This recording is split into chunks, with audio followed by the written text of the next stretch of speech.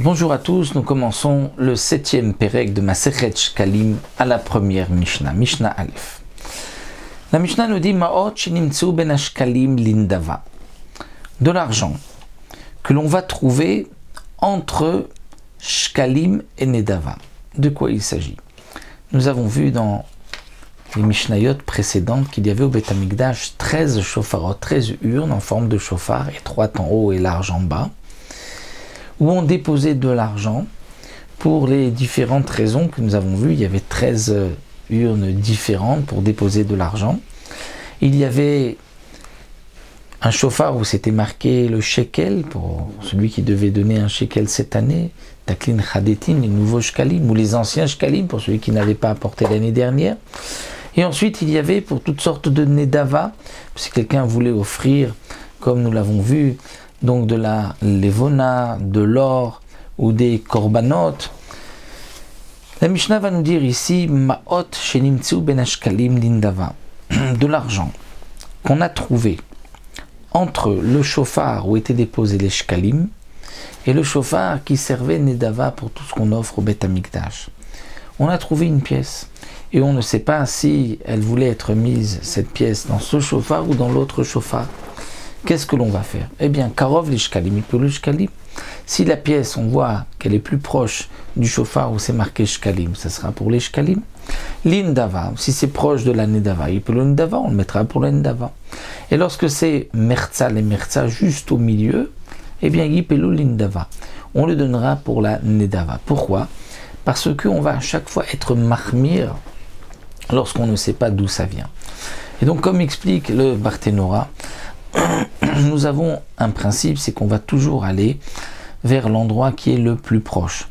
Comme on sait, lorsqu'on a trouvé un mort entre deux villes, on va mesurer le mort de la ville, quelle est la ville la plus proche, et la ville la plus proche, on considère que c'est de là-bas que vient l'assassin, et donc c'est cette ville-là qui devrait apporter la fameuse Egla Arufa, la génisse, dont on va briser la nuque.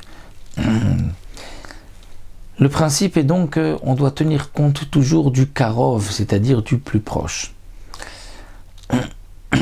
Donc il faudra dire, dit le Barthénora, on a un autre principe, c'est que quand il y a une majorité rov vekarov, on va d'après le rov.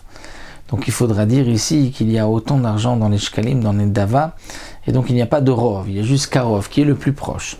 Donc le plus proche, si c'est shkalim, c'est shkalim. Si c'est nedava, c'est nedava. Si c'est juste au milieu, on donnera pour la nedava, parce que la nedava, c'est plus chamour. Pourquoi c'est plus chamour? Parce que l'argent de nedava va entièrement pour un korban ola, comme nous l'avons vu, qui est entièrement brûlé sur le misbéach. Alors que les shkalim servaient parfois à porter un korban khatat, qui était aussi mangé par les kohanim.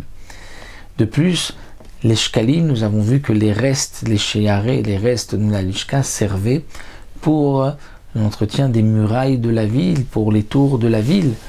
Donc il vaut mieux mettre la khumra pour des korbanot, pour un korban ola. De même, la Mishnah continue, dit ben etzim lilvona, si on trouve entre etzim et levona, c'est-à-dire entre le shofar où c'est marqué pour le bois et le shofar où c'est marqué lilvona pour la levona. Alors karov la etzim et pour la etzim, c'est proche des etzim, du bois, alors on mettra pour le bois, on achètera du bois pour la maharacha avec. Si c'est plus proche de la levona, alors il peut le levona, comme nous l'avons vu pour celui qui veut offrir de la levona, qu'elle soit brûlée au misbéa, donc on achètera de la levona. Merza des merza, il peut le levona. Ça sera pour le levona, pourquoi? C'est une khumra, parce que la levona est elle-même korban, alors que etzim n'est pas korban. C'est ce qui nous permet à faire un korban, c'est ce qu'on appelle un marchiré korban. Il faut préciser peut-être ce qui est marqué aussi dans le Yerushalmi, c'est comment pouvons-nous avoir le shofar de shkalim à côté de celui de nedava. Puisque nous avons vu dans la Mishnah précédente, plutôt dans la Mishnah He, dans les Mishnahs précédentes, qu'il y avait les shkalim, ensuite il y avait kinim, gozaleola, etzim, levona, et ensuite il y avait la nedava. Alors le Yerushalmi répond qu'en vérité les 13 shofarot étaient posés comme un cercle. Et donc puisqu'il y avait, c'est vrai, les premiers shkalim, mais ensuite les derniers étaient Nedava, donc le dernier, Nedava, était proche de Shkalim, et c'est donc dans cet espace qu'on a trouvé de l'argent. Alors que pour Etzim et Levona, ça suit l'ordre comme nous l'avons vu. De même, à la suite, Ben Kinim les Gozale Ola, si on a trouvé entre Kinim et Gozale Ola. Kinim et Gozale Ola, comme nous l'avons vu, c'est que Kinim, c'est un Korban Khatat, un Korban Ola, et Gozale Ola, c'est pour 2 Korban Ola. Donc si on a trouvé une pièce, Karov les Kinim, c'est pour Kinim, et on achètera un Korban Ola et un Korban Khatat. Les Gozale Ola, c'est proche de Shofar où c'est marqué Gozale Ola. Il peut le Gozale Ola, on achètera 2 oiseaux. Merza les Merza, il peut le Gozale Ola. Si c'est juste au milieu, alors là aussi on va faire la Khumra Gozale Ola, puisque c'est entièrement Ola, plutôt que de faire moitié Ola et moitié Khatat.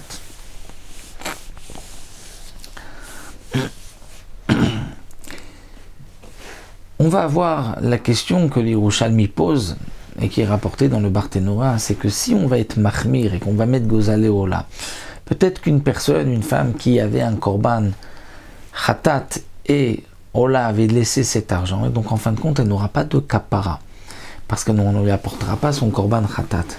Alors, le Barthénora nous rapporte la réponse du Yerushalmi, c'est qu'il y avait un Beddin qui était responsable des Kinim et qui achetait de l'argent.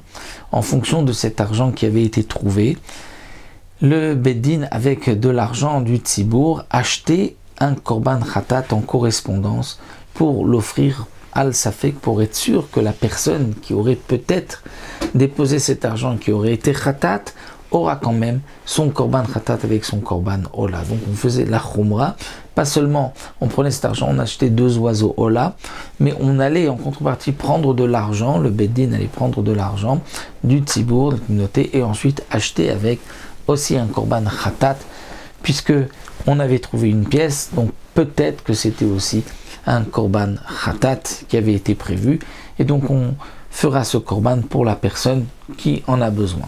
Lorsque on a trouvé Ben Cholim le Maaser Sheni. Alors là, la Mishnah poursuit, là on n'est plus entre les 2 shofarot, mais toute personne qui a avec lui une caisse où il y a du Maaser Sheni, donc de l'argent de ce prélèvement de Maaser Sheni, où on a transféré la Gdusha sur de l'argent, il y a de l'argent qui est Cholim, qui est profane.